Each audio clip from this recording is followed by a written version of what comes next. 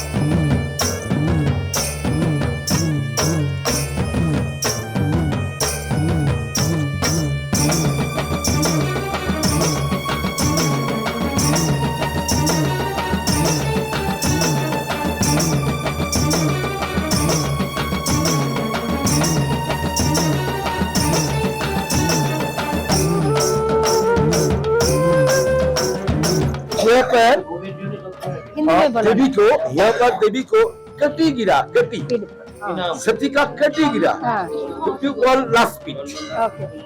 Okay, understand?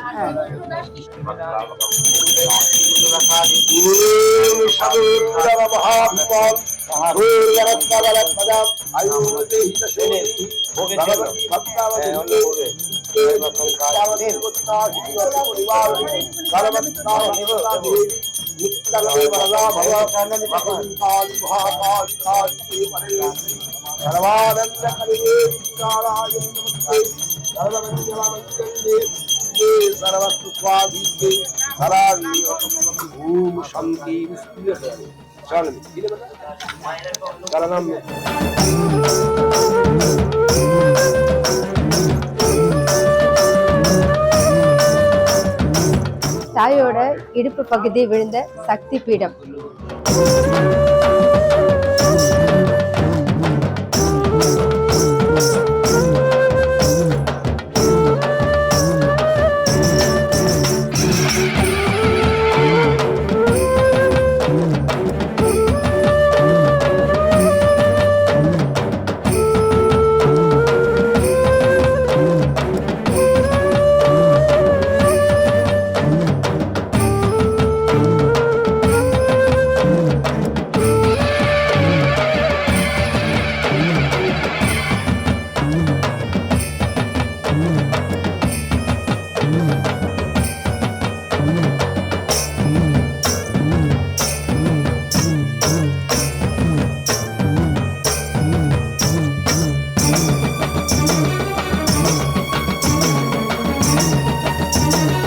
அம்பாலோட இடுப்பு பகுதி விழுந்த இடம்தான் இந்த கண்காளி தாரா சக்தி பீடம்.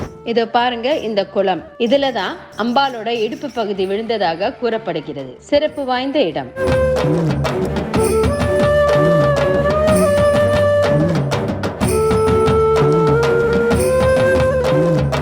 दक्ष यज्ञ हुआ, उधर पार्वती का सतीत हो गया तो, और महादेव उसको माने इधर लेके घूमते हैं. उधर नारायण का सुदर्शन चक्र से उसका 51 पीसेस हो गया.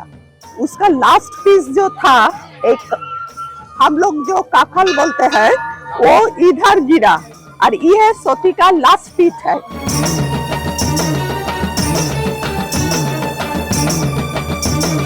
आश्रम का नाम क्या?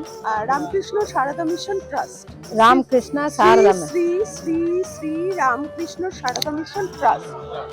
ओके. 1 किलोमीटर दूरी श्री पे है। Shri Shri Shri Ramakrishna Sarada mission trust trust. அந்த இவங்க இங்க இருந்து இந்த கோயில்ல இருந்து 1 கிலோமீட்டர் தள்ளி இருக்காங்க. அவங்களோட ஆசிரமம் அங்க இருக்கு. இவங்க என்ன சொல்றாங்கன்னா, இந்த குளம் வந்து ரொம்ப புனிதமானது நம்ம சொன்னோம் இல்லையா, அம்பாலோட இடுப்பு பகுதி விழுந்த இடம்னு சொன்னோம். அந்த இடுப்பு பகுதி எப்படி விழுந்தது அப்படின்னு சொல்றாங்கன்னா, அம்பாலோட உடம்ப எடுத்து வச்சு சிவன் தோல் மேல போட்டு ருத்ரதாண்டவம் ஆடுறாரு. அந்த கோபத்துல, அந்த ருத்ரதாண்டவத்துல இந்த உலகமே வந்து அழிய ஆரம்பிக்குது.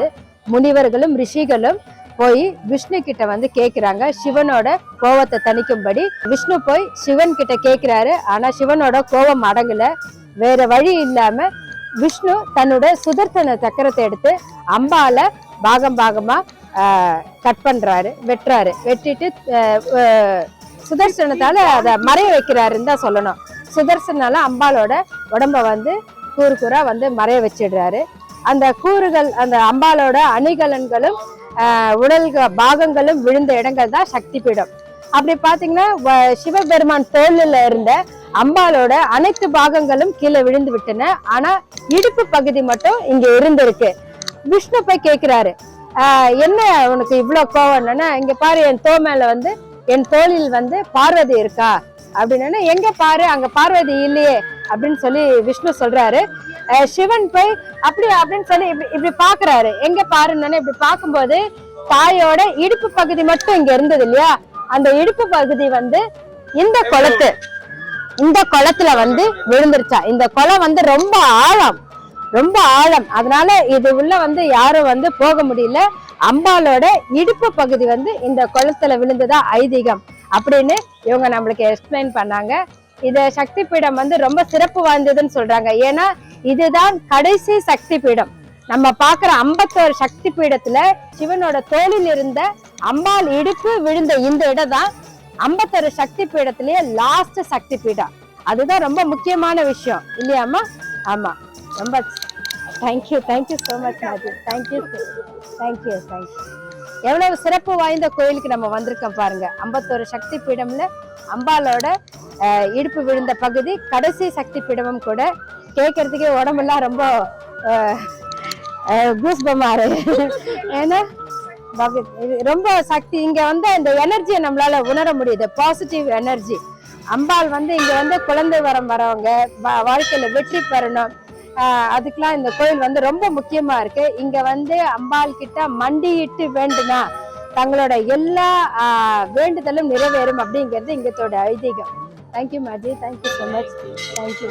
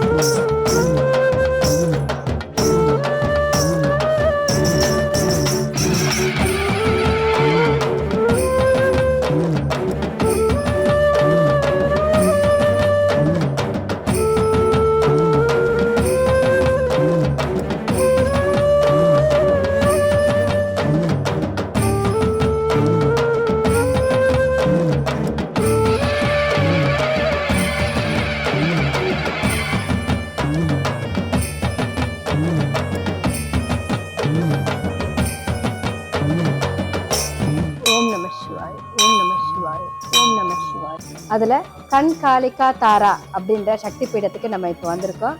அம்பாலோட இடுப்பு பகுதி விழுந்த இடம் இல்லையா. இந்த அம்பால பைரவர் வந்து காவல் காத்து வராரு. சிவன் தான் பைரவர் ரூபத்துல இருக்காரு. அந்த சிவனை தான் இப்ப நம்ம பார்க்க வந்திருக்கோம். வாங்க உள்ள போகலாம்.